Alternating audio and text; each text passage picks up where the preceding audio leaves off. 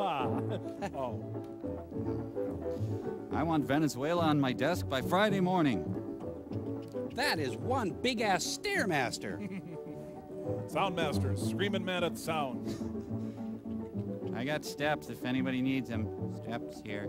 Music by Mel Bay. We now return to your regularly scheduled program. Yes, Venezuela, proud jewel of the Adriatic. Our man in Venezuela, Pee Wee Herman. Well, they're all done with Venezuela. They don't need me to do it. Oh, shoot, they brought me to Maracaibo, not Venezuela. Hi, have you heard of the Book of Mormon? Por favor, señor. Bundle my butt. ¿Dónde está No, mi equipe? No. No comprendo. I will not give you foot massage. Favor de pasar por aquí. I was so sure I'd learned the right pronunciation. But when I tried my phrasebook Spanish at Maracaibo Airport, nobody could understand a word. In fact, I was kneed in the groin and then thrown in jail. It brought home what I was told in the briefing sessions by Creole. I'm starting work in a foreign country for an American oil company. Yep. And I'll have to learn its ways, just as Creole has. We each represent the United States here, in the eyes of the Venezuelans. He works for Creole Lady Marmalade. My baggage was at customs, as I should have known, and my English got me through. They thought I was Meyer Lansky. Then the language problem ended for the moment. Creole had sent another American engineer up from the oil fields to meet me and show me around before I report at the engineering office. He was even scrawnier than I was. Ray and I drove into the hot night. His hand found my thigh and He gave me a regular guided tour of Maracaibo. Know what I mean? Everything looked just as tropical as I had expected. And only 10 degrees north of the equator, it was just as hot as I had expected. I sweat right through my trousers. The first thing that surprised me on that ride was Was being sucked through a time portal. in other residential areas, I saw houses built in the old Spanish tradition. Why, here's Aranzio Spelling's house. Then came the new again. Huge modern apartment buildings. So I'll be staying here. Yep. These seem nice. Oh, there's some stores. Wait.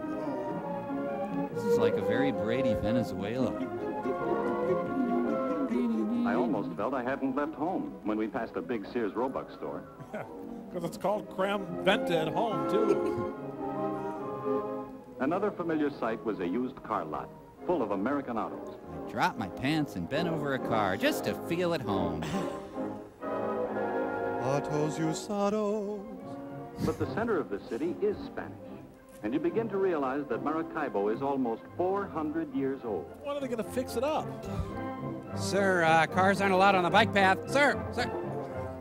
The narrow downtown streets along which we drove were once invaded by Morgan's pirate raiders. Frankly, we'd wandered into a bad section of town. I begun to wonder where Ray was taking me. The contrast really hit me when we drove up to our hotel.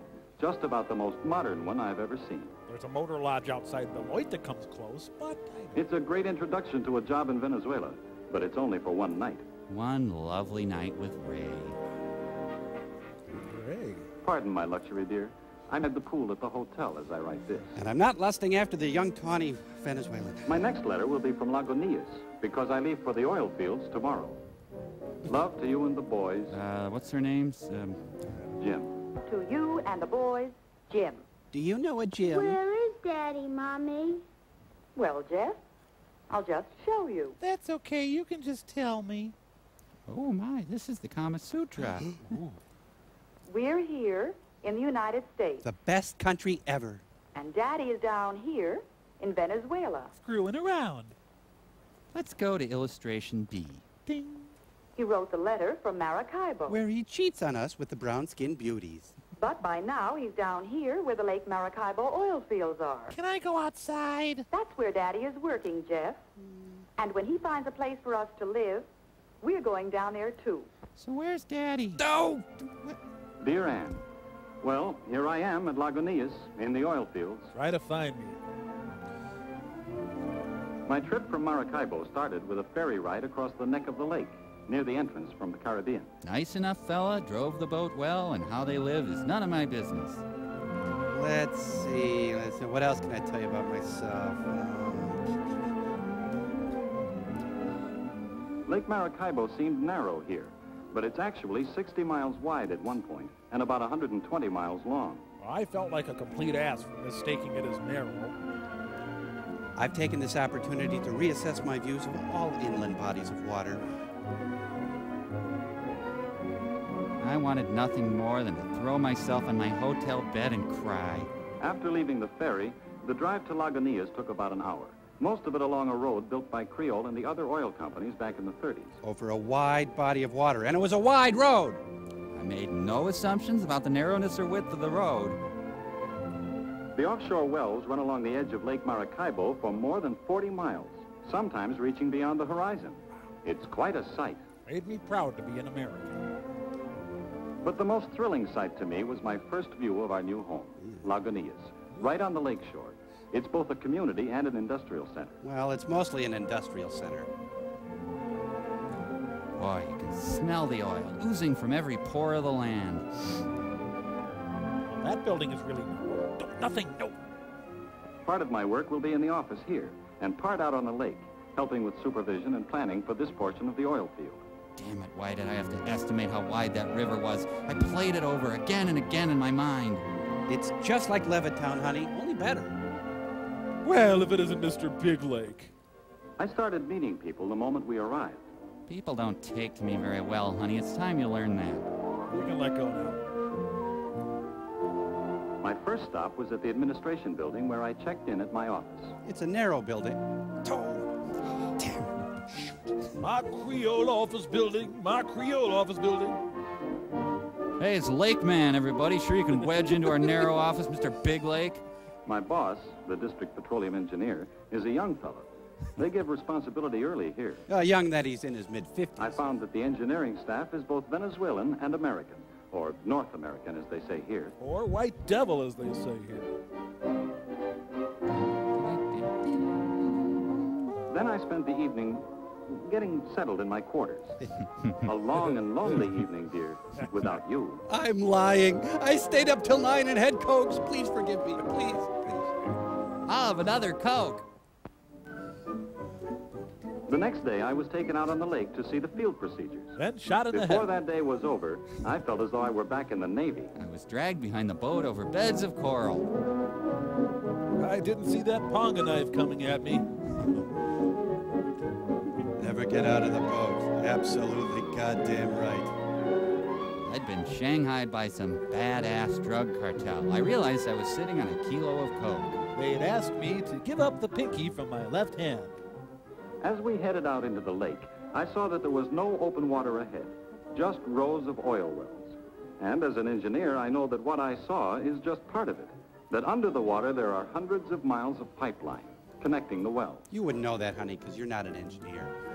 The wells form a geometrically exact pattern, carefully spaced, to tap the oil in the most efficient manner. The pattern nicely doubles as a pentacle to Satan.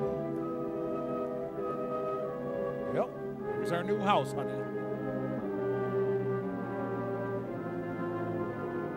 Creole and the Venezuelan government work together to make sure that the field is planned for the best long-term utilization of the country's oil resources. For example, a careful check is kept on the pressure of the gas, which forces most of the oil to the surface without pumping. Oh, Christ, what a mess. Well, I'm sure it's fine. We don't even know what it means. Come on, got a crab cage filled with brews down here. My God, go, go, go! This whole thing's gonna blow! We gotta be 200 yards gone in 7 seconds, mister! The gas which comes up with the oil is not wasted or burned off. 7 miles offshore, I saw one of our huge plants which injects the natural gas back into the formation. That maintains the pressure to keep the oil flowing. How thoughtful. Hey, that's a dairy barn. The drilling is done with power and equipment from big barges, tied up to the well platforms. I thought of you, honey, when I saw the big barge. I'll be working on the barges a lot of the time, and I'll have to speak Spanish because 92% of Creole's employees are Venezuelan. Flintstone! Me and Gene Okerlund worked on my site. That includes a large number of the engineers and more than half of the supervisors, like the tool pushers who boss the drilling crews. Another year off my life. I'm so flipping happy. Ah! Ah! Oh. was majestic, honey. Practically all the skilled workers of Venezuela. And with their housing and other benefits, they receive about as much as men doing identical jobs in the United States. Well, I figured a certain way, about as much. Honey, it's just so glorious. You gotta get down here. Employee relations policies are about the same, too. And oil companies here operate under modern labor laws. Again, for Venezuela. I already feel at home in my job, even though I sometimes go to and from work in a boat. I hope my humor isn't too pungent for you. Sure, it's a different country, and I'm a foreigner here. But the Venezuelans have already made me feel welcome. All I have to do now is lick that language problem. And Escobar here. Dear Anne and the boys. He said, boys, Here's he the loves latest us. news on our house. Ready? I've been looking over all the staff houses, and my favorite is the kind built high off the ground to let the breeze under, and incidentally provide a wonderful open-air playroom. They're completely shuttered with aluminum to keep out the daytime heat. I'm sorry, Ray. I saw the interior of one house on Sunday when a Venezuelan employee invited me over. He's being transferred to a better job at Creole headquarters in Caracas, and I hope to get the house. His wife showed me all through. It's Billy and Betty Barty. No, I couldn't possibly take your wife. Get ready to hang our artwork high on the wall. All Venezuelans listen to mariachi bands all the This time. one had 2 bedrooms. Some have more. Some have less. It all works out. Everybody seems to get a bed. This is the old workbench, as Ted says. I guess I shouldn't complain to you, but he's never home. He's got another wife, and it's called petroleum. Here's our ashtray. You'll probably get one of these, too. We'll have to raise our coffee table to have any hope of fitting in. I was pretty happy about the possibility, but it didn't work out. As luck would have it, the house has been assigned to another family who've been waiting some time, meanwhile living in one of the Quonset huts. But I got a beer out of it. And so that's how we happen to be moving into their Quonset hut on October 1st. I Pile! rushed right over to see it.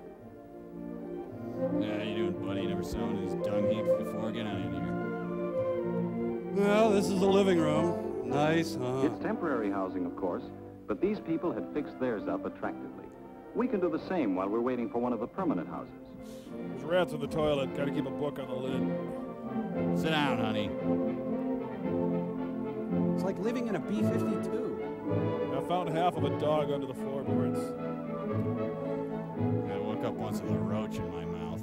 We'll need just about everything we have at home, except the kitchen sink. So you better start packing.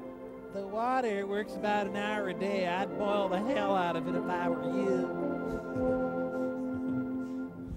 Be prepared for a heavy social life, too. Everything from bridge parties at home to sports at the club. I donned my swimming trousers and took a relaxing dip. My favorite spot is the pool, even though it's mighty lonely there without you. No fun at all, really. Thank you, Mr. Eddie's father. I have to go to confession now. Fortunately, she was the commandant's girl. Swimming!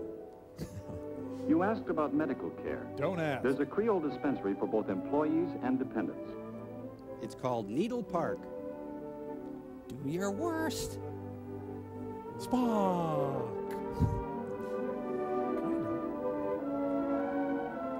I've looked over the school, too.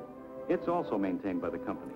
The principal is a North American, but education is in both English and Spanish. They try to make all the children bilingual. And Jeff will start learning Spanish in the 1st grade. It is Jeff, isn't it? Mike, Sí, comandante. ¿qué hacen los niños? Los niños juegan. ¿Dónde juegan los niños? Los niños juegan en el patio. Yeah, thanks, howdy doody. Shirley, ¿con quién juegan los niños? Los niños juegan No, forget it. Never mind. Thank you. Okay, she knows Spanish. Next group. Those kids made me feel a little ashamed of my Spanish, or lack of it. You make me sick. Everything I've described is inside the oil camp. The Creole is now trying to get away from the old idea of a company camp. Eventually, they want their people to live in regular towns, where that's possible. They killed all pets to prove they were serious. I saw some results of this new policy when I visited Creole's refinery at Amway recently. Why? Just because. We drove through the residential area, where many of the homes were built by private contractors, partially financed by the company. The houses are sold or rented to anyone, not just Creole employees. The worker is even helped with his down payment if he needs it. But after that, he and his family are on their own, just as in the United States. I saw a nude midget circus. Instead of company commissaries, they have privately operated shopping centers. Some of them started with loans from Creole. The idea of this community integration project is to make people independent, instead of having to look to the company for everything. It's called Venezuelization. It's an interesting new development. And speaking of new developments, Anne, I'm being sent for a month's study of Spanish in Caracas.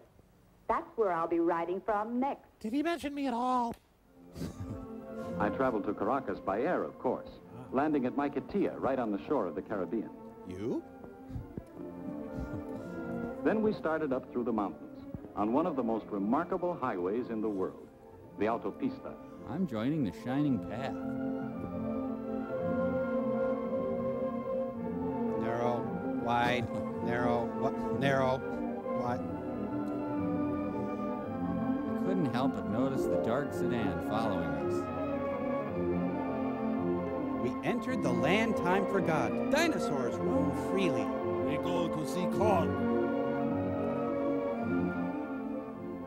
It took us just 20 minutes to climb to 3,000 feet, the altitude of Caracas. You?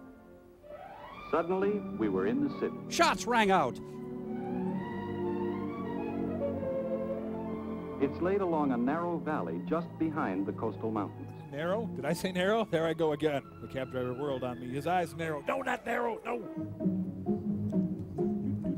The downtown area is dominated by the Central Simón Bolívar, a building development something like Radio City, except that superhighways go through it and under it. And you can't get a good corned beef sandwich, and the live sex shows aren't that good. It's an inappropriate analogy, and I'm sorry. I had the driver take me for a ride around the city. I wasted company funds. He showed me the new sections in the east, where just 10 years ago there were sugarcane and coffee plantations. And he showed me a butterfly knife. Honey, I'm really sick of Venezuela. I want to come home. Shut off that crappy music and fly me home. I don't want to live in a closet, huh? I don't want to learn Spanish anymore. Creole's really hard to work for. Enough of the stupid buildings. Oh, what else? They use a tremendous amount of color on the buildings, sometimes just to vary patterns. Sometimes it's too much and I have to avert my eyes. And sometimes for artistic effect. Giant mosaics, 6 to 10 stories high. Are there?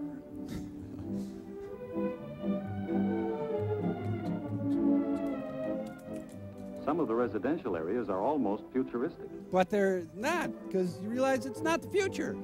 But others are so quiet and tranquil that you seem to be in another world. But nothing is as nice as our Quonset hut. I saw the Virgin. Oh, no, my mistake. Klingon language camp is hard. Since that first day, I've spent most of my time studying Spanish. I'm even writing this letter between classes. But tomorrow is Sunday, and I expect to see more of the city. Maybe I'll have another Coke. I've told you how modern much of Caracas is. Well, scratch that. Well, if the rest of the place is modern, they'll have to coin a new word for University City. Believe me, this is no ivy-covered campus. So just wipe that thought out of your stupid University brain. City is one of the impressive sights of Caracas. Another example of the prosperity oil has helped to bring to Venezuela. Oil is a loving God. Hey, nice parking job. Let's just key that car. The sculpture Anteater with Onion Ring is located in the plaza. Crazy South American art. The university isn't tucked away by itself. It's part of the city. And it provides the city with many things, from medical care to a beautiful stadium for soccer and track, and another for baseball. And one for parks. The Caraqueños are especially proud of their low-rent housing projects. Huge apartment buildings in clusters on the hillsides. We have nothing like them at home. Oh, wait, yes, we do. But some things are just like home. The new business sections, New tempo sections. the shop windows filled with goods purchased in the United States, Strewn haphazardly in the window. Just buy the gun, lady. Just buy the gun. and the familiar look of all the American cars. Not to mention the traffic. But I'm teasing, Caracas. So anyway, darling, me and some guys decided never to go to that cockamamie class. I've also seen some of the historic spots of Caracas, like Plaza Bolivar, the old Spanish square with the statue to the liberator, who led 6 South American nations to freedom. I think it was Zorro or something. And Casa Natal, the birthplace and home of Simón Bolívar. The old colonial house is now a museum of Venezuelan history. Ah, this is called Jesuits with Nudes. Ooh. Hey, Padre's doing all right for himself. I was told that many families in Caracas still live in gracious old homes like Bolivar's, showing only blank walls on the outside and looking toward beautiful inner patios open to the sky. I was lied to. Does he go to classes at all? Hey, buddy. Olay! My Caracas life, for most of the past month, has centered on just one building, the Spanish School. And the steam room inside. We Norte Americanos study Spanish 8 hours a day, 5.5 days a week. It's been hard work, but it's been worthwhile. Although I've made no progress. Señor Moore, ¿dónde trabaja usted? Yo trabajo en Lagunas con la Creole Petroleum Corporation. Perfectamente bien, señor Moore. Got it right. I'm really learning the language now. Just wait until you hear me when you reach Maracaibo next week. My mouth will be filthy. They were supposed to be here 3 days ago. Atención, por favor. La línea aeropostal venezolana anuncia la llegada del What? vuelo número 2 What the hell are you saying? de Miami. What? LAV, Venezuelan Airlines announces the arrival of Flight 201 from Miami. Will never happen due to a gruesome crash. Well, maybe she'll have a heart attack and die on the way.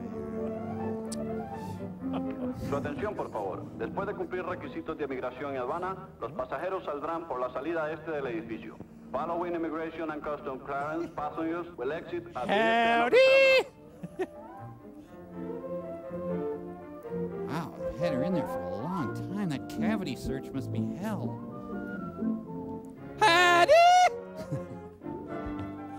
Daddy, it was terrible. The madman was scarred. He smelled like whiskey. It was terrible. That's enough, dear. No. Are you looking at my wife? Put the bags in the car. Bago in caro! Is this all? No, we have 2 more bags. Tenemos más equipaje. Wait, Jim. No. Tenemos 2 maletas más. Una grande y una pequeña. Sure, right here? La pequeña es mía. Oh, no. We've been studying Spanish too. Well, that's how it goes. You work hard to impress your family, and they end up telling the porter what luggage he has to Is find. that nuts or what? It's good to have them here, though. And I'm looking forward to a good life with them during this assignment in Venezuela. You need me in the groin, Daddy! And so I say, El Fine, the end. Whatever. And as we left the clam flowage that day, we would... Woo, doggy, then we're going to chop up some onion Friday and the top of all down. We're going to get some cayenne pepper and get over it down. Don't say about